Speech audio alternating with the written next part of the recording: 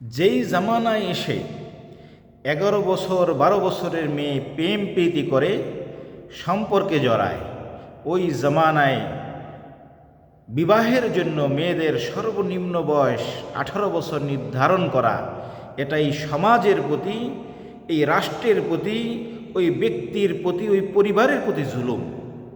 সুতরাং আজকে আমাদের যারা কর্ণধার আছেন, রাষ্ট্রের নীতি নির্ধারক আছেন, তাদের সিদ্ধান্ত নিতে হবে যে তারা এই রাষ্ট্রকে, এই সমাজকে ধ্বংস করে দিবেন নাকি এই সমাজ, এই রাষ্ট্রকে উদ্ধার করবেন।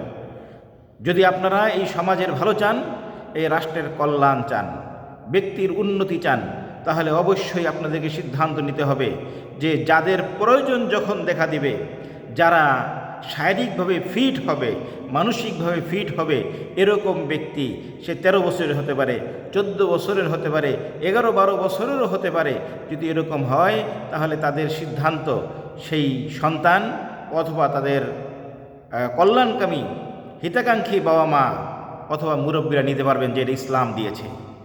ইসলামের বাহিরে কোনো শান্তি নেই। শান্তি যদি পেতে হয় ইসলামই ফিরে যেতে হবে, ইসলামের বাহিরে কোনো শান্তি নেই।